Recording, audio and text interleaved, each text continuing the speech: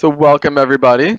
Thanks for joining us. Today we're doing our one-shot D&D campaign featuring the nerdy guinea pig and fayebaae, plus special guest Dankenstein and Cammy the cat, aka /Matt. Doing a homebrew campaign called Halloween at the Manor. So it's going to be taking place in Waterdeep, primarily at the Castleantern Manor. So the scene opens up starting at the yawning portal, where all of you are gathered around a table sort of tucked away into the back corner, with just the one little candle sitting on there.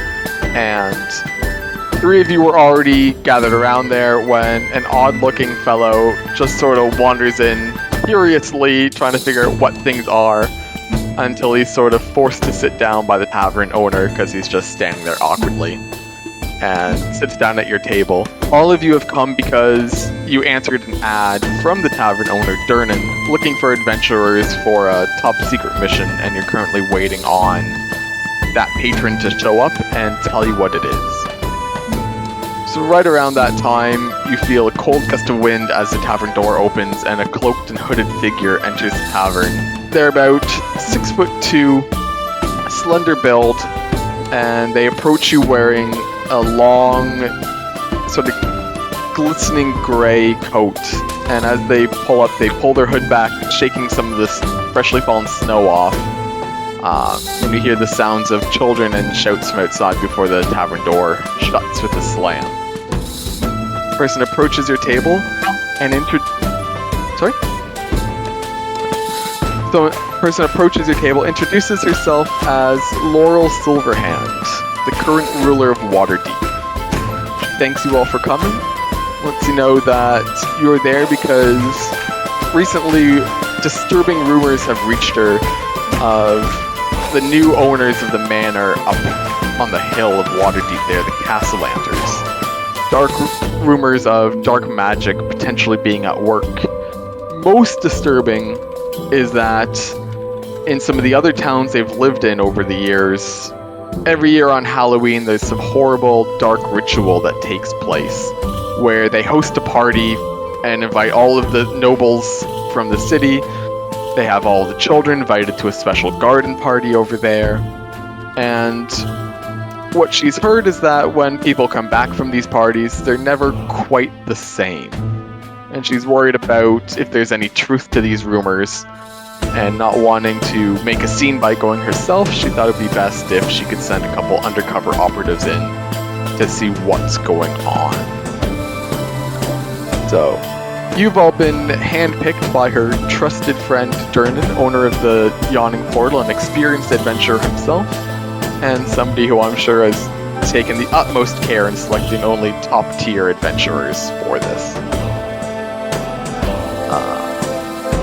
So it's here at this cramped portal in the darkened corner that she finishes telling you what's going on, before she realizes and says to you, "I'm sorry, I've been rambling on this whole time. Why don't you tell me a bit about who you are and your experience thus far, and what you believe you can do before you head out to the manor?"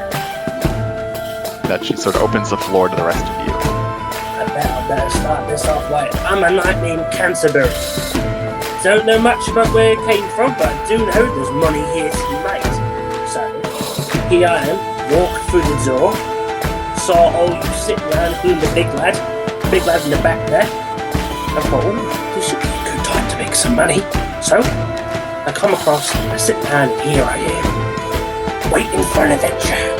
Looks you up and down and says, "Excellent, excellent, and I promise you there will be much gold to be made if you're successful in finding out what's going on."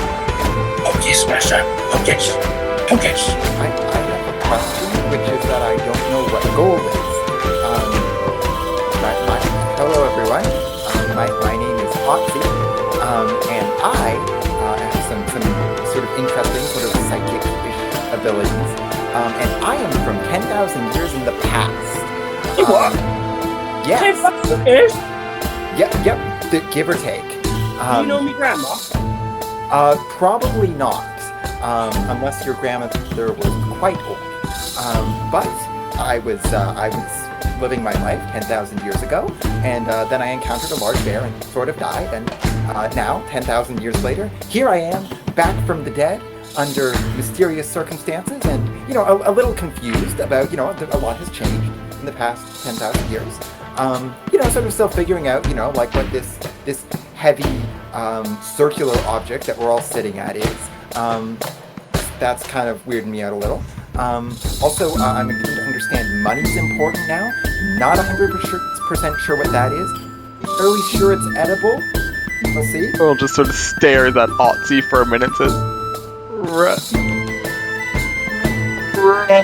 She gives like a withering look towards Durnan, who sort of brings back into the shadows a little more.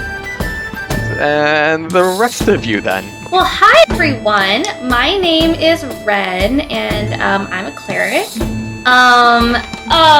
Well, I mostly joined because I thought this was right up my alley. I tend to do a lot with necromancy. So this just sounded like the perfect thing for me. So it just looked like fun. Are the two of you connected? She kind of points from Ren to Otzi and back and forth. Not to my knowledge. I don't know very many people yet. A lot of the people that I know, well, I guess they're all dead now, so that's kind of depressing. But I'm looking to meet some new people, make some new friends. You can make friends at the table. Always good friends at the table. Maya realizes now that it is her turn to speak, and her eyes go wide as saucers. She looks very happy. She's like, "Hello! It's so wonderful to make all of your acquaintance." She goes up to Otzi and gives him a hug. A big, big hug. It's so, and like holds him like, "It's so nice to meet someone like you. I've never met someone like you." And she goes up to a blight named Canterbury. "It's so nice to meet you." Close enough. And gives Ren a big hug. It's so wonderful to meet you too. And Thanks. And she goes up to Laurel Silverhand and gives Laurel Silverhand a big hug and says, "It's so wonderful to meet you. I came because I heard there were people that might need my help. And I know that maybe if I help them meditate enough, they'll be able to pass peacefully if there's something going on. And if there's something bad going on, maybe I can help them find peace in their life. And I always want to find peace for everybody. Would anybody like a song?" Pulls out a flute to ask if anybody needs a calming melody for this at the beginning of this journey. Laurel quickly raises her hand and says, No, that's quite alright, thank you. Let's see, so we have a knight named Canterbury, a 10,000-year-old, I don't know what the fuck you are, a necromancer that didn't bring the undead guy back here, and Maya. Like, that's just great. I'm sure all of you are just tip-top adventurers for sure. She's like, well, good luck. When you're ready to head out, just head out the door, all the way at the north, biggest estate up there, you can't miss it. You can probably follow the crowds heading up. And then she says, I wish you all good luck. When you're done, report back to Durnan, and I'll come back find you. As she gets up to leave, she says, oh, by the way, happy Halloween. She reaches into her pockets and throws a bunch of candy down on the table in front of everyone. Is this how we're getting paid? No, you'll... Candy is it paid? Just merely a gesture of good faith. You'll get your gold at the end of the mission. What should we get in? She kind of fixes you with a gaze.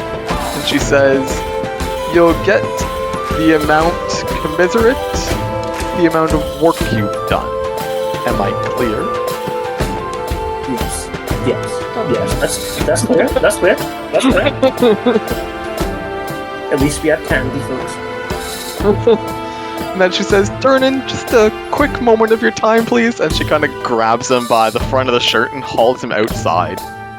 You hear the door slam, followed by a loud crash and a cry. And then Durnan comes limping back into the bar, the giant handprint across his face. He resumes sullenly spitting into a beer glass and wiping it out with a rag.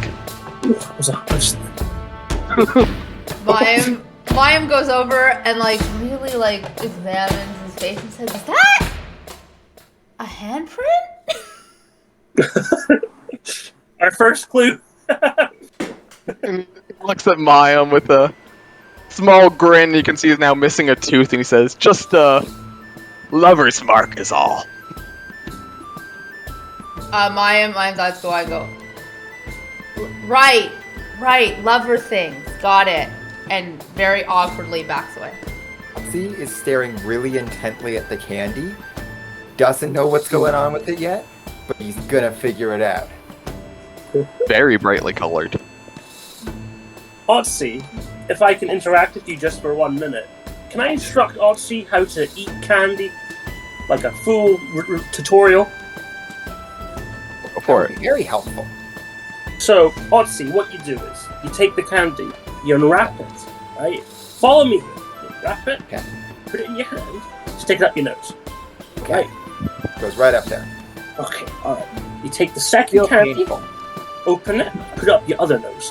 Okay. Okay. See now. Now you- See now. You know, now you just wait.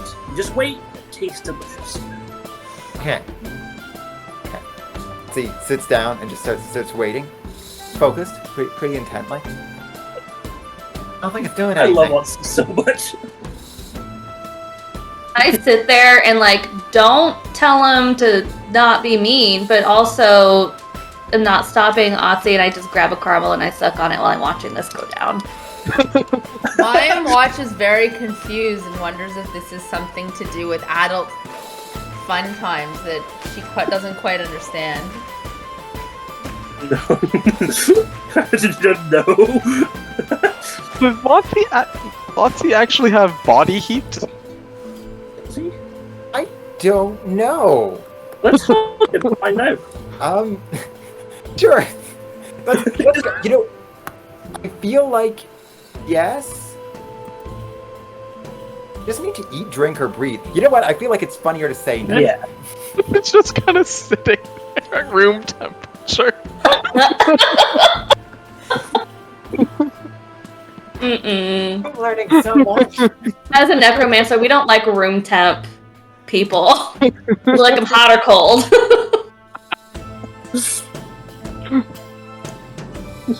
Mayim's watching transfixed. You like your humans boneless, huh? Not a cannibal.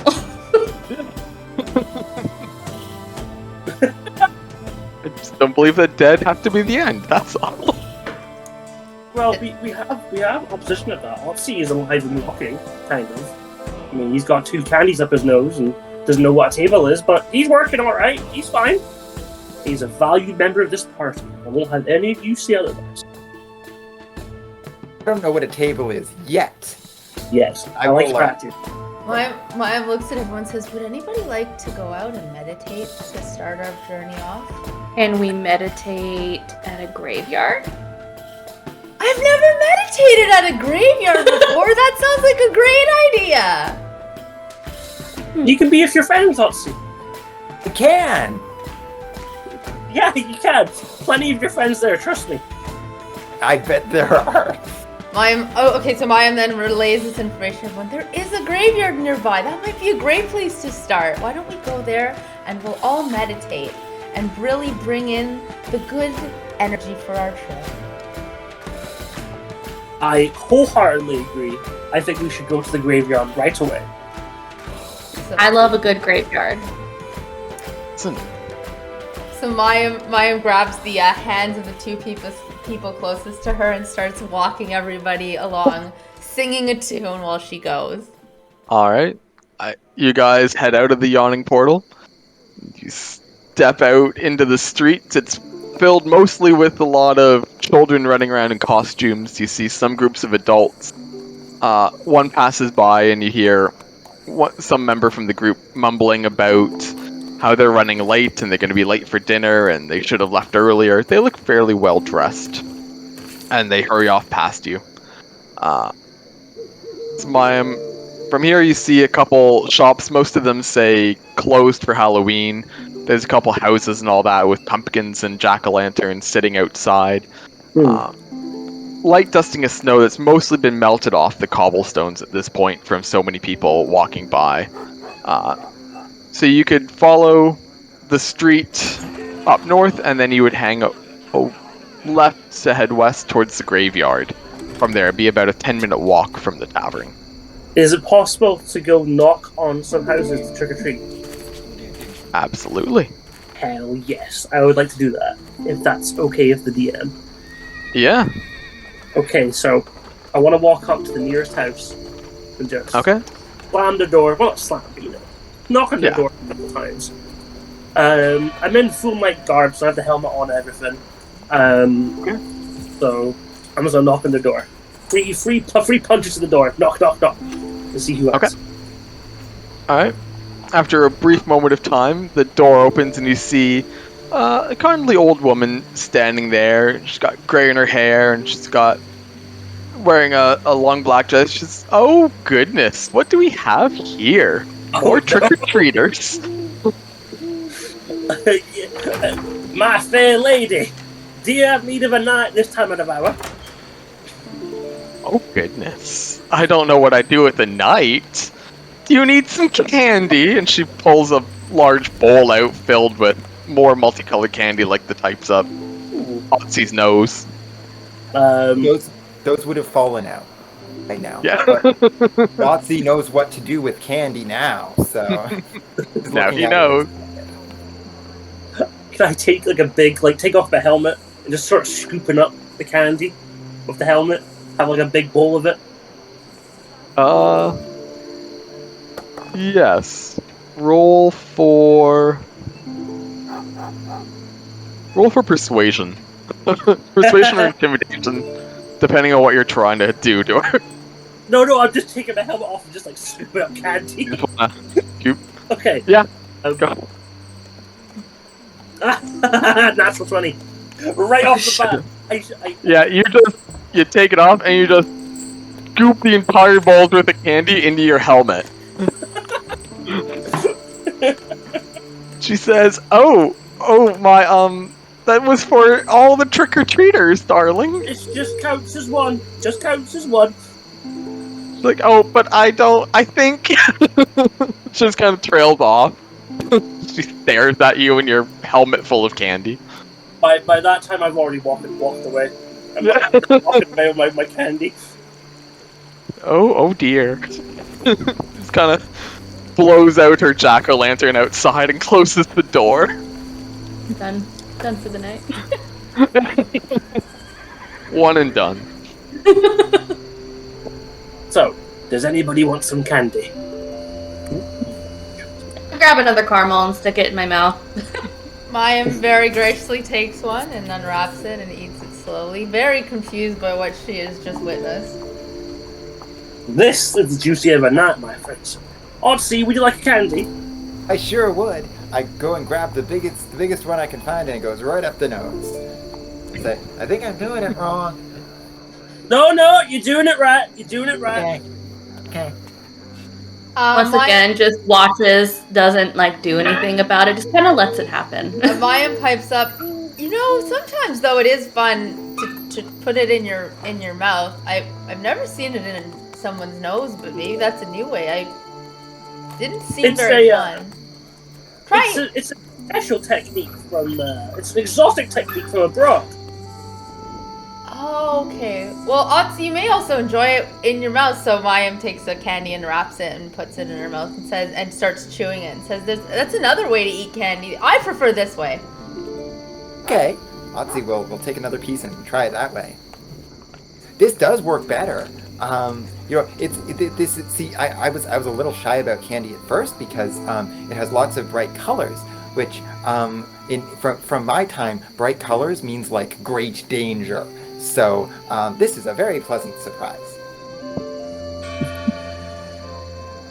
Kind of like a flower that had lots of bright colors. It's Ooh, maybe it's poisonous and you shouldn't eat it. So while you guys are enjoying your helmet full of candy, you finally make it over to the graveyard, which is normally sort of chained shut this time of night, but it looks like somebody's come along and, picked the lock and swung the gates open for Halloween.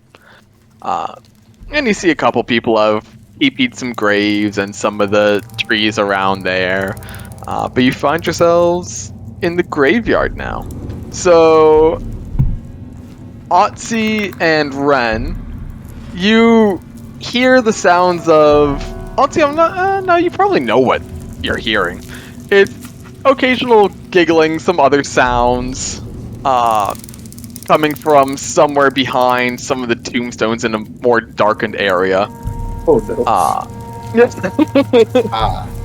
A night of Canterbury and Mayim, you actually catch a glimpse of what's happening, and it's actually, you see sort of multiple couples dotting, the graveyard behind some of the graves, behind some of the trees. Mayim, you actually see what looks like at least half of a sexy cuddle bear costume, or bugbear costume. Ooh. Lying on the ground somewhere. Okay. Assume that this is about to be an ambush and readies his spear. Oh no! Oh, I go, whoa. No one needs to fight. Fear. So Okay. Mayim does not communicate this to anybody. What the outline, and simply like steers the party in a different direction. Cause she knows.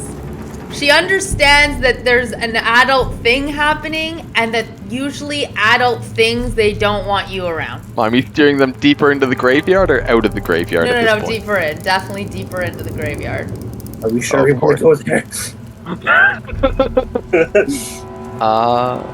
As Otzi is going by various tombstones, he just goes and stands over the grave of a few of them as he passes by, and just yells down, "Hey, are you awake?" Maybe someone's in the same situation as him. Maybe he's gonna make some new friends this way. You shout down, "Hey, are you awake?" And you hear calling up from the ground below, "Yes, are you?" Yes. This is You're great. picking me up. You need a hand down there? I need as many as you can give.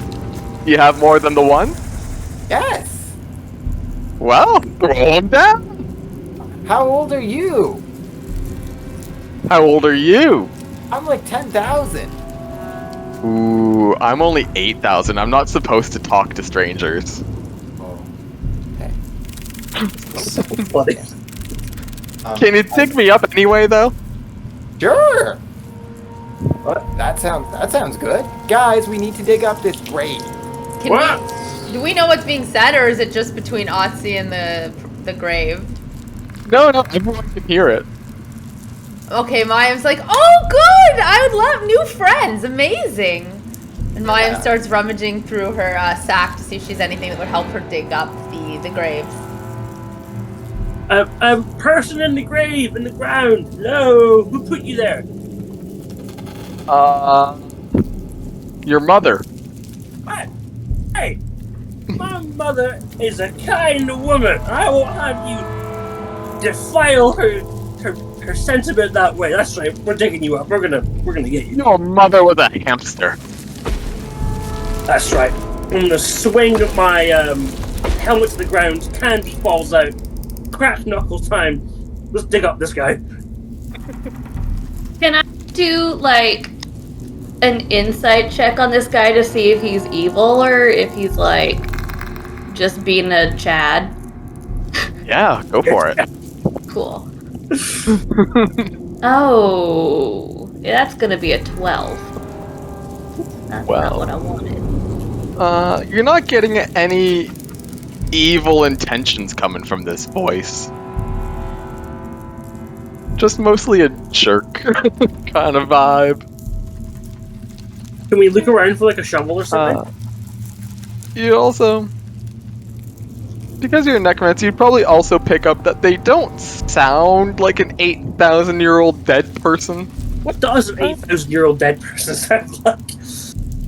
Not Little like younger this. than me. Hmm? I said a little younger than me. A little younger than Otzi, but they seem a little too current, if you will. They don't Alright. talk like most of the dead Ren often deals with. While this has been going on, Mayim has found the trowel she uses for her plants and is very slowly digging the grave. You hear the voice, hurry, it's been so long. I can feel fresh air. Put it back, put it back. Otzi can help. Otzi has an ability that can help with this. Otzi is going to put his hands in the dirt, and you burn two psi points, and do mastery of force with the specialization move. And Otzi is going to start telekinetically lifting the dirt out of the ground. You take 3 feet of dirt out. You hear, oh, holy shit. Keep going, definitely, yes. Keep digging. Can I roll for an Arcana check? Yes. Yes, you can. Okay. Alright, so 18. And you're checking to see if there's magic coming from Yeah. the grave. If this is like genuine undead or a mage or someone's just pulling a really elaborate prank here. So, what's funny is the ground doesn't light up, but sort of the area right in front of the gravestone sort of lights up, and you see a line connecting it to behind another gravestone several feet away. Says, wait, what the fuck? What are you doing? What is this? What's going on here? With that, you see a humanoid figure pop up from behind one of the guys. So, I was just having a bit of fun. I'm sorry, I heard you calling out. I thought it'd be funny to pretend that, there was a dead guy talking to you. I was just casting Modern Illusion to throw my voice over there. I don't want any of this. You guys are fucking crazy moving dirt people. Hey, that's Otzi, and he's a very valued member of this community. That's okay. It was funny. I don't know what a community is. Mayim walks over to the person, the humanoid figure that just popped up, and looks them in the eyes and says, "We're gonna go meditate. Do you want to join us?" Guy kind of looks at mine and says, "No, I got some other plans," and you see them sort of like stuffing something into a bag, like shifting something deeper into their bag. Wait a minute, what's going on here, folks? Mayim says, "Are you sure? It will really help cleanse your spirit and bring peace and love to the world." Oh, no, I couldn't. I know. You guys have fun. It's been so great meeting you. I gotta go. Oh, I don't- With that, they start, like... Remember what you said about my mother about 5 minutes ago? Oh, your mother! Yeah. That's right, yeah. She's a hamster, and you know what? Your father, he does smell of elderberries. Yeah, it's true, he does. Excuse me. Right. Can I take like a swing at him? Take a swing at him. Roll for initiative. Alright, let's do this. So... A Knight of Canterbury, you look like you're ready, and the kid says, "Oh, holy shit." Reaches into his bag. I'm gonna go ahead and assume a 5 is gonna miss. He reaches into his bag, he throws an egg at you, and it just sails by your head, and then he turns and books it as fast as he can. He starts running away through the graveyard. And it's Mayim's turn. I'm genuinely mad at this kid. Mayim takes her turn to. She turns to the party, particularly Mr. Canterbury, and says, Whoa, he didn't mean anything. He's just a kid. He was just trying to be funny. He didn't actually, I don't think he actually knew your mother. It didn't seem like he knew your mother at all. So I don't think he meant anything by it. Why don't we just calm down and just take a moment? And is there any water nearby? There's some snow nearby. Yes, there's snow. But there's Yeah. also a snotty little kid getting away on foot right now. Would I be able to use shape water on this snow, or? Yeah, you can shape water on the snow. Okay, so I take the snow and I'd like to shape heart, and I'd like to be like, Mom, let us all look. Why don't we take a moment and just appreciate that he's growing and that he's learning how the world works, and starts trying to bring Snowy heart. the snowy heart all around. Snowy heart floats in front of Cancerberry's face. Heads blow up. What was it? Blow it away. Canterbury is mad right now. Ren, it is your turn, I believe. Yeah, I And he's still running away. Oh yeah, he's booking it. Okay, fabulous. forgot. I don't want to like kill the guy, but like, can I hit him with chill touch and just like spook him? Damage is gonna be 2. 2? Yeah, you just like, you send a chill touch out and it spirals off along the ground and it just slashes at his ankle and you hear a scream as he runs away. My And he God. drops his bag. He drops his bag and some eggs and toilet paper start falling out of it. I call out after him. That's what you get. You don't come back here! Does Ren want to do anything else on their turn? Can I walk over and go pick up the crap he dropped? You can walk over to it, yeah, you'll have to use your action on the next turn to pick it up. Okay, got it. I'll walk over to it then. Okay. And then we're over to Otzi. Right, well, Otzi thinks that this is some serious shit.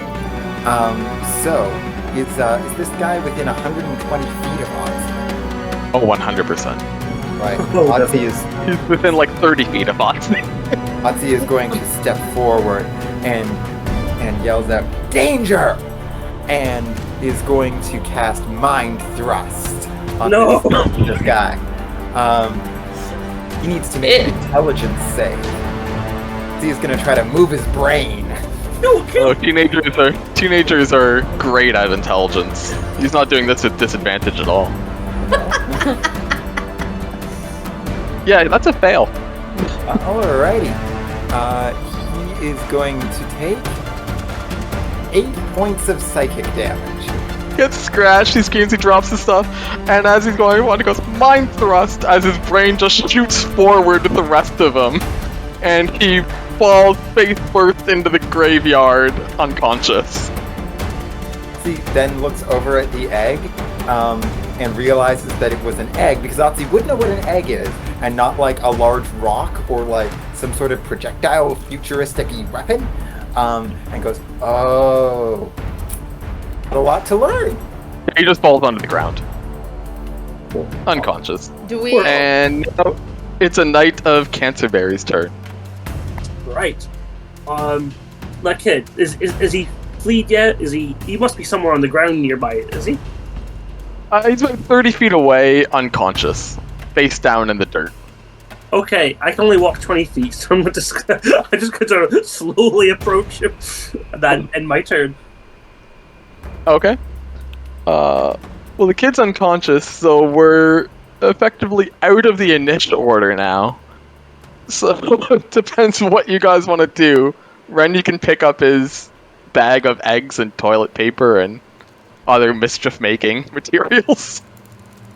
Is this what Hey, meditating? can I dig through and see if there's a Sharpie? Yeah. Roll investigation. 13. There's a Sharpie. I grab it and I start like drawing on his face. Roll a performance check, Ren. Are we bullying this kid? Oh no! Maya wants to go over and use medicine to make sure he's okay. Okay. Let's wait. What's your performance roll, 7. David? 11? 7. Or 7. You draw whatever you were trying to draw, you draw it poorly. And then, Mime, you want to use medicine? Are you, like, trying to actually heal him, or are you just doing a medicine check to try to stabilize him? Stabilize him, make sure he's okay. Okay, roll for medicine, please. 17. 17. It's weird. You don't see any outward injury to him aside from a small scratch on his ankle. But his eyes are all, bloodshot and purpley, as though there was some sort of blunt force trauma from inside his head. You somehow, with your skills, managed to, stabilize him so he's no longer dying and you stop the internal bleeding. And you kind of make him comfortable and, I assume, roll him onto his back so the blood and brain kind of drains back towards everything else. We gave this kid brain damage. Rolled on his face. Whoa. My eyes turn over, you see whatever Ren drew on his face. Can I walk up to the kid, still very intensely angry, just grab him by the cuff and do the backhand of a lifetime? Just one whoosh right across the face. Damage for an unarmed strike. Damn, what's my... Okay. My That's dad... D4, I think. Are we the good guys? Or are we the bad guys? We're the protagonists. Apparently I'm running the good guys in this campaign. It's a 1d4. 1d4. 1d4, and plus your strength. It's a 5 damage. 5. So Mayim gets him stabilized. Guys, I think he's okay. As an out of Canterbury walks up and backhands him, and you just see several of his teeth go flying across the graveyard. You dare insult a knight! Mayim, jumps up and says, Mr. Blight, what are you thinking? You dare not... No one insults my mother, dear friend. No one insults my mother. It fails his first death save, by the way. Otzi looks at the kid and thinks that truly the gods save their toughest battles for their strongest soldiers. So can I re-roll medicine then? Yeah, re-roll. Actually, no. Mayim is getting very concerned now. Never mind. Mayim is going to use Cure Wounds on this kid. Oh, wow. Okay. It's gone from medicine to cure wounds really quickly. 5 healing. 5 healing. You bring him back to unconscious. He's still unconscious, but he's no longer actively dying. Okay, and Mayim yells out, "Stop! He's a kid! He's a kid! Leave him alone, guys! He didn't mean anything by it!" And she starts hugging him, the unconscious, lifeless body of this child. How loud is Mayim being at this point? Very. Everyone roll perception, please. Oh no, here we go! All of you, except for Canterbury, who's busy beating up an unconscious child. These all the previous couples that they'd heard/seen before have now come, and they're all standing around in kind of from their respective positions in the graveyard, aghast. And you hear one of the girls scream, followed by a guy screaming, "Summon the guards! Summon the guards!" And you see 2 other teams just booking it for the graveyard exit, screaming, "Guards! Guards!" Okay. Murder! Okay, can I cast blindness and deafness on everyone around us so we can run? The animal. He grabs his spear. Supposed to be investigating a haunted whatever, Savannah and reporting. Mayim is on the verge of crying right now. How far does blindness and deafness reach? Hold on. Is it permanent? It is a 30 foot radius. 30 foot. Okay, so you can cast it on yourselves and everyone but the 2 that are running for the exit, screaming, "Murder! Murder! Guards! Murder in the graveyard!" Well, That's probably better than nothing. Yeah, I'll Sounds cast like- blindness and deafness and then motion for everyone to run. So, fun fact, these kids run at 20 feet per round. You could potentially overtake them. But they do have a 40-foot head start on you. I assume. Okay, so does Ren start running in a particular direction? Is it possible for me to run in an area where I can still catch everybody that just witnessed us be terrible people and also catch the teenagers? Yes. Can I run to that spot?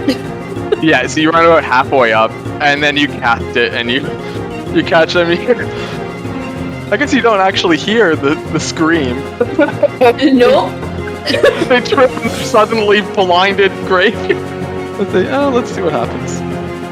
So you hear and see the screams as these two, while they're running, are suddenly blinded and deafened, and unable to see where they're going, trip and both fall into an open grave nearby where they were trying to escape to. As the others start panicking and running in all directions, tripping and falling over each other, trying to escape whatever the fuck is happening, thinking that you're some sort of roving band of murderers. So I kind of just go, whoops! Let's go, guys! Mayim just follows. Mayim is crying. Mayim is crying and following now. Why is Maya crying? It wouldn't happen to be with the case that we almost killed a kid, was it? When we get far enough away that we're sort of out of danger, Mayim's like, why are we... Guys! It's just local kids!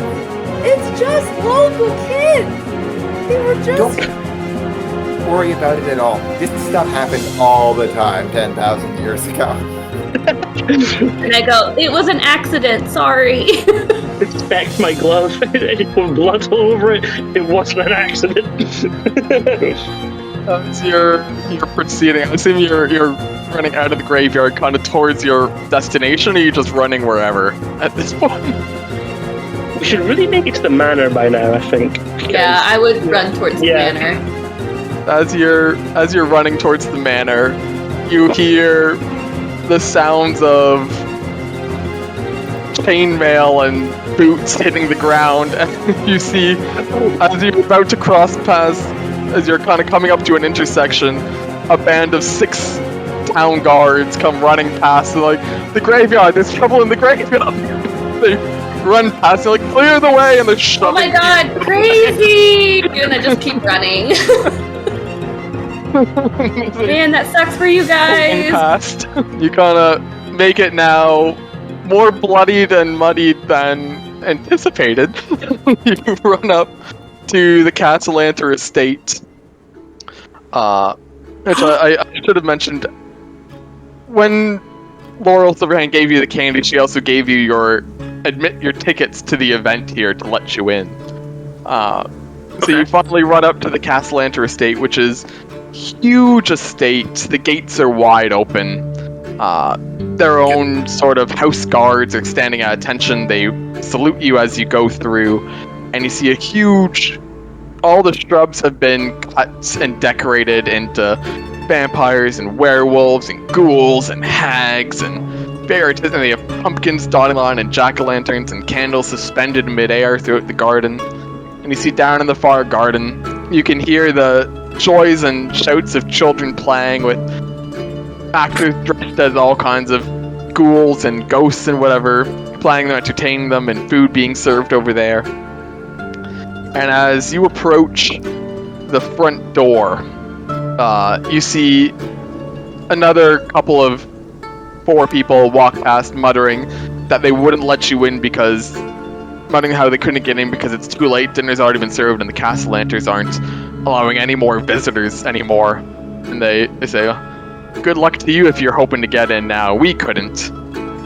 And that you arrive at the door, where you see a tall, 6.5-foot man, appears to be dressed all in black with a long flowing cape, red on the inside. And he smiles down at you from his pale face, and his sharp pointy teeth glisten And the candlelight behind him says, "Good evening. If you're here for dinner, you are too late." And we'll stop it there for now. We have done good things, it seems, in this session. Wow. We have faced a great challenge, and we overcame it. Thanks everybody for coming, and thanks everybody for watching. If you like this, please don't forget to hit the subscribe button down below and to like and comment. Let us know what you thought of this session. You can also check out fayebaae. She also streams on Twitch. Link will be in the description. You can also watch me live on Twitch at thenerdyguineapig. Thank you everybody!